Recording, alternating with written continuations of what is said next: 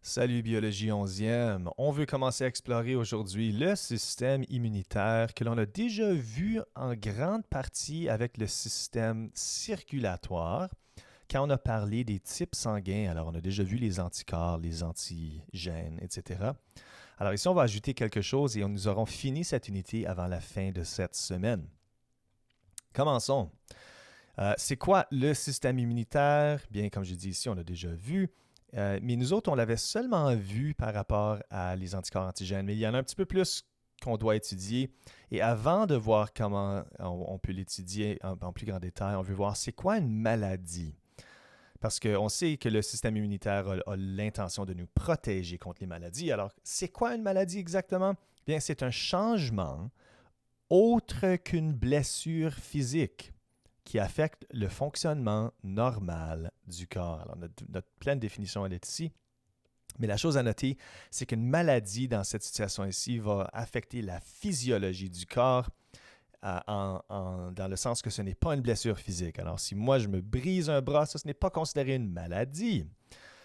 C'est vraiment, selon cette définition, quelque chose qui va affecter l'homéostasie de notre corps, qui ne nous permet pas toujours de bien garder notre équilibre en conséquence.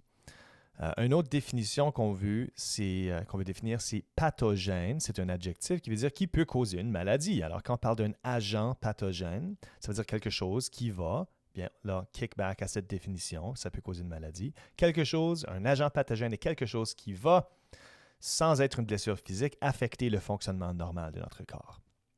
Et notre corps a deux manières de se défendre. On a déjà principalement vu la défense spécifique, mais ça, on ira voir plus tard. On l'a vu avec le système sanguin. Mais aujourd'hui, la leçon est au sujet des défenses non spécifiques. Et on définit les défenses non spécifiques comme étant une ligne de défense qui s'applique à tout. Point final. Ce n'est pas spécifique à un type d'agent pathogène. Ce n'est pas spécifique à une bactérie ou à un virus. C'est non spécifique. Et la première ligne de défense dans la défense non spécifique du corps, c'est toutes les choses qui vont essayer d'empêcher à l'agent pathogène d'entrer dans le corps. Alors là, on parle de la peau, votre plus grand organe de défense. La peau isole ton corps du milieu externe. Et la peau existe aussi même dans le tube digestif. On se rappelle bien que le tube digestif passe à travers le corps et c'est encore considéré un milieu externe. Vous avez de la peau ici.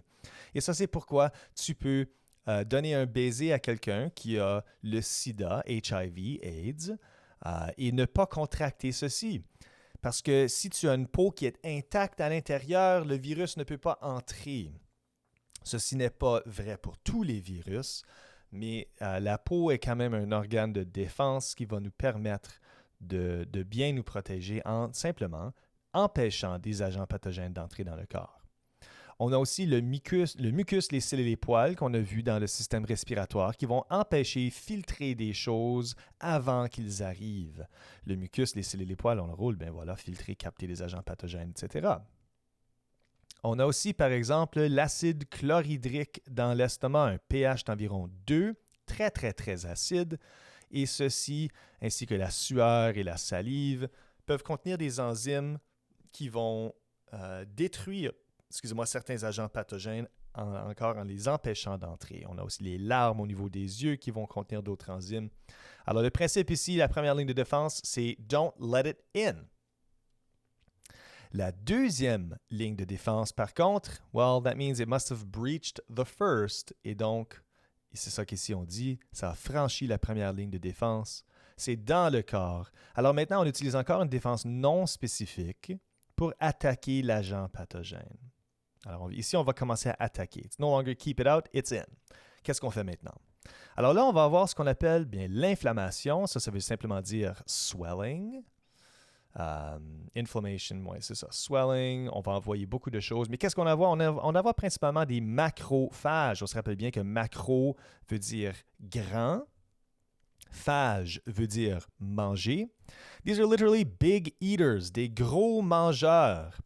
Et ils sont un type de cellules blanches. On se rappelle bien que tous les globules blancs, toutes les cellules blancs ont un noyau et ils ont un rôle immunitaire. Alors, les macrophages, big eaters, what do? Well, they indiscriminately go and attack and try to eat things that shouldn't be there.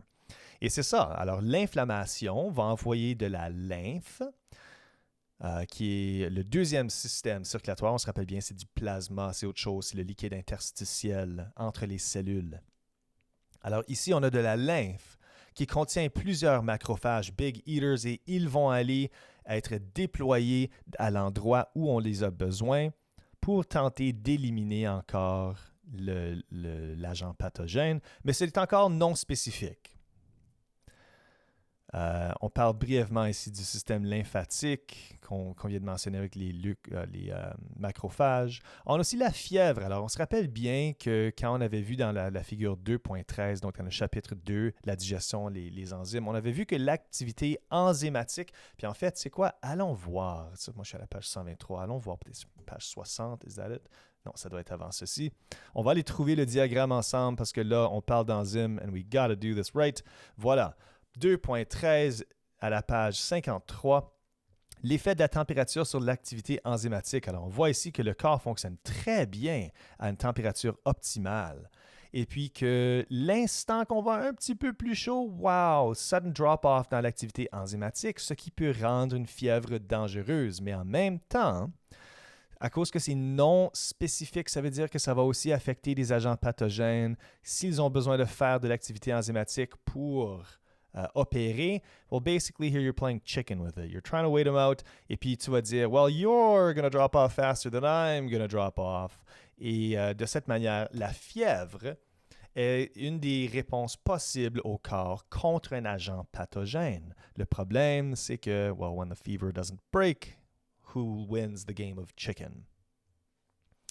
On a aussi quelque chose qu'on va appeler un interféron, et ceci est spécifiquement par rapport au virus. Puis avant de continuer, là, on doit aller voir un virus comme le coronavirus. It's not living. How does that work? Et la vraie raison, c'est que dans la biologie, généralement, on considère quelque chose vivant quand ça a la capacité de se reproduire par soi-même. Et c'est ça qu'on vous démontre ici. Alors, un virus ne possède pas la capacité de se reproduire. So, how does a virus reproduce? Et puis ça, c'est ce qu'on va appeler le cycle viral. Alors, voici comment un virus se reproduit avec le cycle viral. Le virus s'attache à une cellule. Voilà. Deuxième chose qu'il fait, il pénètre la membrane de la cellule et son ADN, qui était auparavant ici à l'intérieur, il l'injecte dans la cellule. And it hijacks your cell.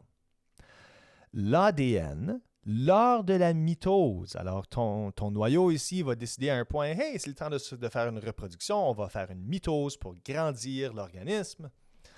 Bien, lui va reproduire toute l'ADN qui est présente. Le problème, c'est que le virus a inséré son ADN là-dedans. Alors, la cellule va faire des copies de l'ADN du virus et enfin, de cette manière, le virus se reproduit by hijacking your cell reproduction et ça recommence ici parce qu'on a des nouveaux virus qui ont été créés et qui vont aller attaquer l'organisme. Alors, par définition, un virus n'est pas vivant. A virus is dead. How does it reproduce? You reproduce it. It hijacks your cells. Alors, comment est-ce qu'on fait pour tuer un virus? Ça prend dans le corps ce qu'on appelle un interféron. Tiens, je dois enlever un E ici. Ça, c'est à corriger. Un interféron est produit pour le but d'interférer ce cycle viral. So we want to break this in half pour empêcher ceci de recommencer. Et la manière que ça fonctionne, c'est ça change la perméabilité de la membrane. On se rappelle bien, la membrane est semi-perméable. On avait fait l'expérience avec les bulles au début de l'année. Si ma main était sèche, bubble would pop. Si ma main était mouillée, je la mets dans la solution, elle pouvait passer à travers. Mais si on change la perméabilité de la membrane pour dire « Hey, don't let anything in », ça c'est un peu comment fonctionne un interféron. Alors, basically, cette cellule, quand elle reconnaît qu'elle a été hijacked, elle produit cette substance qui se fait envoyer aux cellules voisinantes les cellules voisinantes vont recevoir le message disant « Oh oh, someone's been hijacked, everybody lock down » et on va simplement empêcher les choses de pénétrer. Is it foolproof? Non. Mais ça ralentit le processus. Alors, important de reconnaître que ce sont plusieurs mécanismes qui agissent ensemble avec le but de faire l'élimination de l'agent pathogène. Mais très rarement, est-ce qu'on peut compléter ceci sans arriver à la défense spécifique? Alors là, je vous demande d'aller lire maintenant la défense spécifique. Ça sera la leçon de demain. Et puis, il y aura un billet de sortie à la fin au sujet de tout le système immunitaire. Entre-temps, bonne lecture. Envoyez-moi vos questions si vous en avez par rapport à la défense non spécifique et à demain.